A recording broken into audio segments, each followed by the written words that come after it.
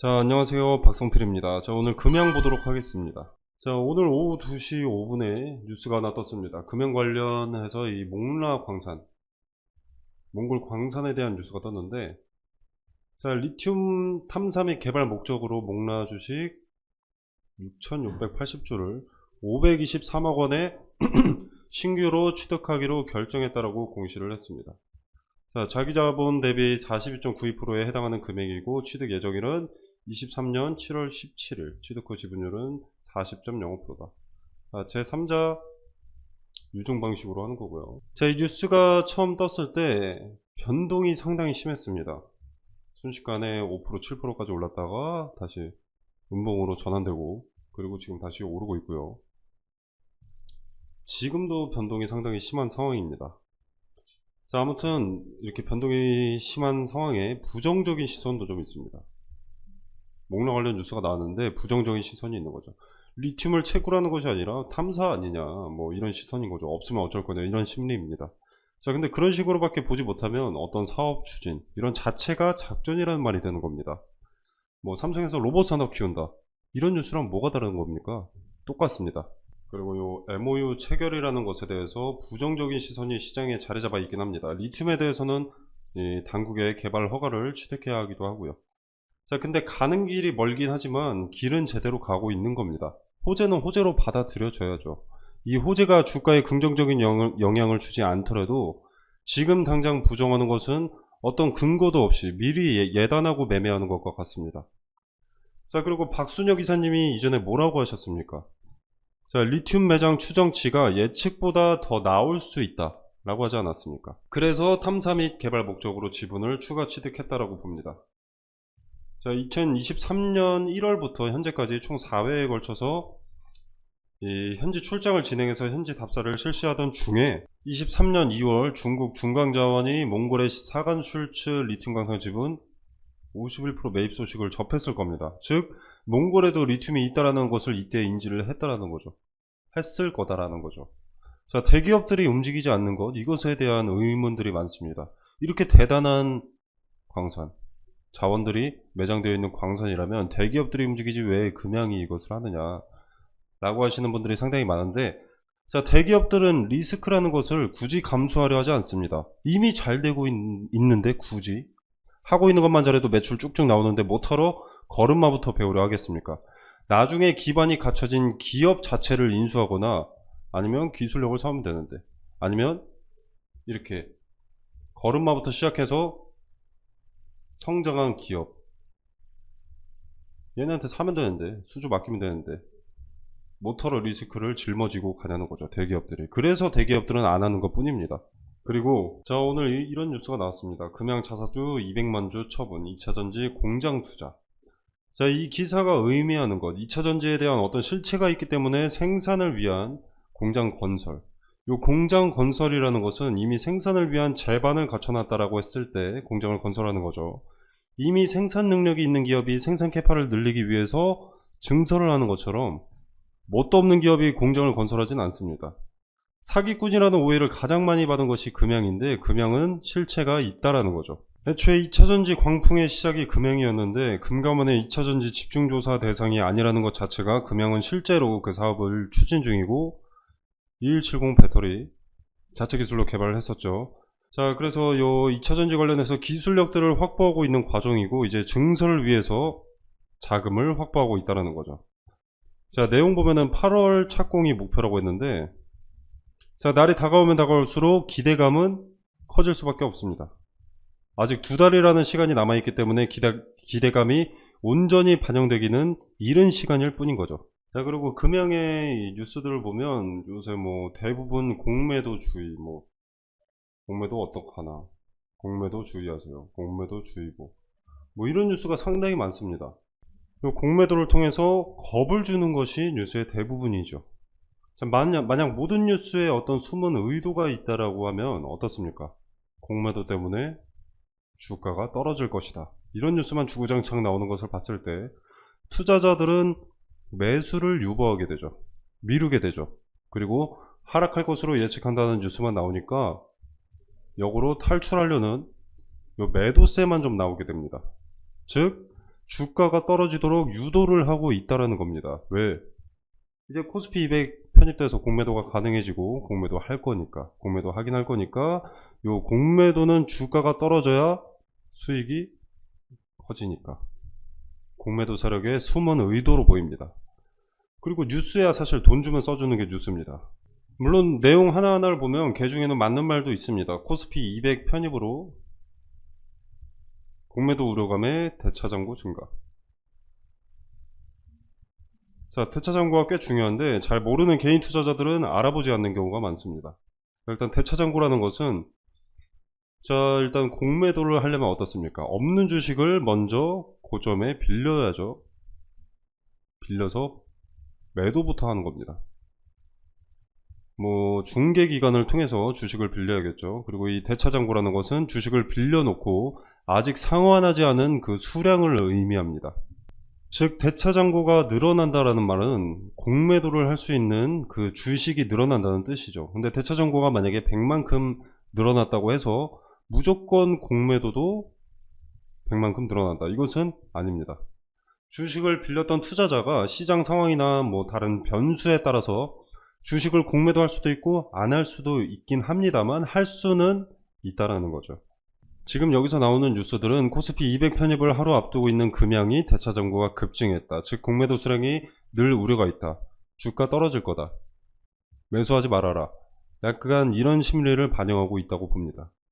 자, 기사 하나 들어가 보면, 자, 내용이 금양의 대차장고는 지난달 17일 59만 주였으나 이달 5일까지 445만 주로 7배가 넘게 급증을 했다 라고 되어 있습니다. 자, 코스피 편입으로 200 편입으로 요 패시브 자금의 유입은 호재지만 공매도와 패시브 자금 두 개를 놓고 봤을 때는 코스피 200 편입은 호재로 보기는 어렵다는 거죠. 사실 현 주식 시장에서는 코스피 200을 추종하는 펀드나 ETF는 이 신규 종목이 편입이 되면 그 비율만큼 매입을 해야만 하는데, 결국 주가는 패시브 자금 유입으로 인한 상승세보다는 요 공매도로 인한 하락세가 더 크기 때문에 요새는 편입 종목은 하락하고 편출 종목이 오히려 급등하는 경향이 실제로 있습니다. 자, 근데 그래서 못 오른다 이런 말씀을 드리려고 제가 계속 말씀을 드리는 게 아니고요. 요 공매도 잔고와 대차잔고, 이걸 활용할 수가 있습니다. 자, 통계적으로 요 대차잔고가 감소했고 그리고 공매도 잔고 비율이 하락한 기업들은 긍정적으로 평가가 됩니다. 그리고 대차잔고 감소폭보다 공매도 잔고의 감소폭이 큰 기업들은 주가가 상승하는 경향을 보입니다. 자, 각각의 상황에 따라서 매매 포지션을 우리가 정할 수 있다라는 거죠. 이걸 보고 공매도 잔고와 대차 잔고를 보고, 자, 그럼 이것에 따라서 공매도 잔고와 대차 잔고의 수량에 따라서 오히려 주가의 방향을 알기 쉬워진다라는 겁니다. 공매도니 뭐니 해도 대차 잔고니 뭐니 해도 결국 주가는 재료를 먼저 따라가게 되어 있죠. 공매도가 영향이 없는 것은 아니지만 오르는 종목만 있는 것도 아니고 내리는 종목만 있는 것도 없습니다. 그래서 이 공매도 잔고와 대차 잔고는 오히려 저점을 판단하고 매수할 수 있는 힌트가 될 수 있다는 거죠. 상단에 전화번호 010-2764-3885로 금양이라고 두 글자 문자 메시지로 보내주시면 제가 금양 매수 타점 그리고 매도 타점 말씀드릴 텐데, 제가 계속 언급한 대로 공매도 잔고와 대차 잔고에 따른 저점에 대한 근거, 그리고 재료에서 상승의 근거를 파악하고 차트에서 고점의 힌트를 포착한 뒤에 매도 타점에 대한 근거도 세세하게 설명드리도록 하겠습니다.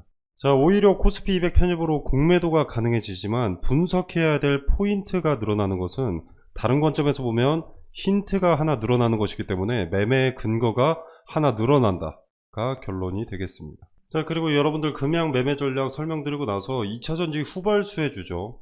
자, 금양이 포문을 열었듯이 2차전지에 다시 한번 수혜를 크게 받을 테마들이 있습니다. 자, 일단 미국의 인플레이션 감축법 수혜와 유럽의 핵심 원자재법 수혜, 현재 전고체 배터리 상용화에 근접해가는 시점이기 때문에 관련 수혜주는 제2의 금양, 제2의 에코프로가 되는 겁니다. 자, 그래서 2차전지 후발 수혜주 종목 추천과 종목을 자체 선정하는 방법에 대해서 설명드리도록 하겠습니다. 자, 일단 종목을 선정할 때 가장 중요한 것은 역시나 테마입니다. 자, 그리고 그 중에서 세부적으로 어디에 자금이 많이 쓰이는지를 파악해야 되는 거죠. 자, 2차전지라고 예를 들었을 때 가장 비중이 높은 것이 무엇인가? 2차전지에서 가장 비중이 높은 것이 무엇인가? 가장 수요가 많은데 공급이 모자란 소재는 어떤 것인가? 이런 것을 판단을 했을 때 수혜를 받을 테마를 고를 수가 있는 겁니다. 자, 2차전지 같은 경우에는 가장 비중이 높은 게 양극재고 40% 정도 됩니다. 자, 그리고 양극재의 핵심 소재, 이게 리튬이죠. 수요가 많은데 공급이 모자란 소재, 이런 것을 찾는 겁니다. 자, 간단한 예시로 코로나 때는 어떻습니까? 마스크, 진단키트, 백신, 치료제, 이것들이 강세였죠. 전 세계가 주목하고 필요했던 테마입니다. 국내 같은 경우에는 병상이 수혜를 입기도 했었는데 이거는 각 국가별로 확진자 수가 다릅니다. 그리고 땅덩어리가 다르죠. 그래서 공통사항이 될 수 없기 때문에 일로는 자금이 투입될 수가 없었습니다. 코로나 때는 마스크, 진단키트, 백신, 치료제가 전 세계가 필요로 했던 것이기 때문에 이 네 가지의 수급이 올릴 수밖에 없었던 거죠. 자, 그리고 다른 예시를 하나 들어보겠습니다. 자, 우리 러시아와 우크라이나가 전쟁이 났을 때 이때는 일단 곡물과 사료에 수급이 몰렸는데 일단 러시아와 우크라이나가 곡창지대입니다. 곡창지대인 두 국가가 전쟁을 해버리니까 곡물 수출이 나가야 되는데 수출 길이 막혀버린 거죠.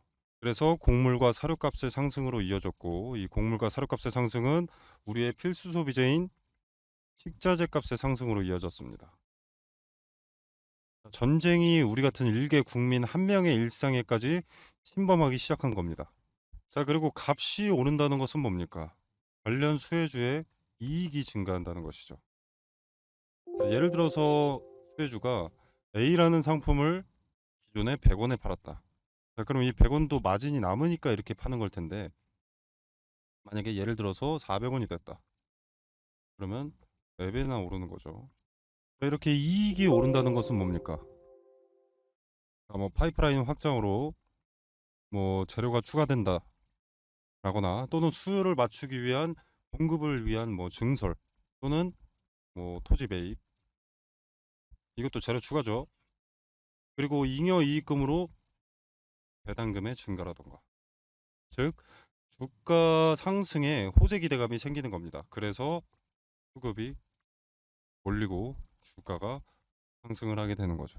그리고 지금은 전기차의 빠른 성장으로 2차 전지가 강세입니다. 현재 진행 중이고요.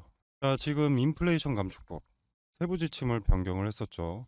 원래 세부 지침이 변경되기 전에 인플레 감축법이 뭐였냐면 중국에서 뭔가를 만들기 위해서 광물을 들여온다. 그럼 너네 전기차 보조금 지원 못 해준다. 이거였습니다. 근데 세부 지침이 변경되면서 뭐 중국이나 인도네시아에서 광물을 받는 것까지는 오케이. 대신 FTA 체결국에서 50% 이상 가공을 해라. 그래야만 전기차 보조금 혜택을 지원해 줄 수가 있다. 이렇게 세부 지침을 변경한 겁니다. 자, 그래서 지금 수면 위로 떠오른 것들이 바로 원자재 가공 기업들이죠. 대표적인 수혜주이기 때문에. 자, 그래서 2차 전지의 구성을 일단 보면 대표적으로 양극재, 음극재, 전해질, 경박, 분리막 뭐 이렇게 있습니다. 자, 근데 양극재라던가 요 전해질 같은 경우에는 이미 많은 폭등을 했죠. 그리고 언론의 수혜 기업들이 노출이 되어 있습니다. 이미 인플레 감축법 세부 지침이 처음 변경됐을 때 대부분의 투자자들이 무슨 생각을 했냐면 그러면 당장은 2차 전지, 그중에서 비중이 높은 양극재의 핵심 광물 리튬이 강세니까 리튬 가공업체가 수혜를 보겠구나 하면서 리튬 관련주만 좀 부각이 됐었지만 요 음극재라던가 동박, 분리막은 관심을 못 받고 있습니다. 여기서 누가 대장주인지만 찾아내면 양극재를 제외한 음극재, 동박, 분리막은 먹을 게 차고 넘친다라는 거죠. 2차 전지는 양극재만 있다고 되는 것이 아니기 때문에 인플레 감축법에 뒤늦게라도 수혜를 보게 된다라는 겁니다. 자, 그리고 최근에 일부 증권사들에서 2차 전지에서 수급이 이동될 것이다. 제약바이오라던가 로봇, AI, 반도체 일로 수급이 이동될 것이다. 이런 얘기들을 좀 하고 있는데, 자, 일단 전 세계적으로 2차 전지에는 수백조 단위의 투자가 진행이 됐습니다. 앞으로도 수백조가 넘는 규모의 투자가 예정이 되어 있고요. 자, 무슨 말입니까? 제약바이오로 수급이 옮겼다. 로봇, AI, 반도체로 수급이 이동됐다라고 하더라도 이미 투입된 자금이 너무 크기 때문에 단기간 내에 로봇, AI, 반도체로 수급이 다시 몰릴 수밖에 없다라는 겁니다. 자, 이때도 양극재만 그리고 전해질만 관심을 받게 될까요? 그 두 가지가 2차 전지의 전부가 아닌데. 자, 종목은 이런 식으로 찾는 겁니다. 미리 많은 물량을 확보한다면 큰 돈이 되는 거죠. 자, 그리고 지금 미국의 인플레이션 감축법 때문에 주가가 이렇게 움직이는데, 유럽의 핵심 원자재법, 이것도 당연히 주식시장을 뒤흔들 핵심 내용이 됩니다. 자, 기존의 2차 전지 점유율 전 세계 1위가 중국 기업 CATL입니다. 자, 근데 미국의 인플레이션 감축법이나 유럽의 핵심 원자재법이나 둘 다 중국을 겨냥한 법안이기 때문에 여기에 대한 반사 이익을 국내 기업이 받게 된다는 겁니다. 한국 기업에게는 다시 없을 기회가 되는 거죠. 자, 그러면 국내 기업들 물 들어올 때 노를 저어야겠죠, 당연히. 사업 내용에 더 박차를 가할 수밖에 없습니다. 자, 무슨 말이냐? 자금을 더 많이 투입할 수밖에 없다는 겁니다. 2차 전지 사업 관련해서. 이 말은 호재들이 앞당겨진다라는 거죠. 그리고 기업이 빨리 성장하게 되는 것이고.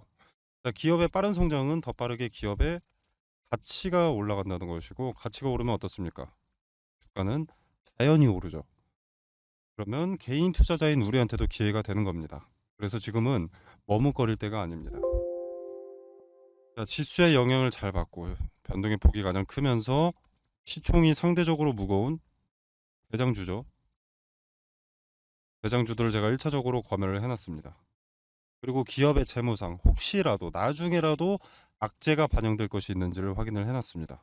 그리고 전환사채나 신주인수권 부사채로 장난치는 기업인지 파악을 해뒀고요. 최대 주주들의 과거 이력에 대해서도 좀 조사를 해뒀습니다.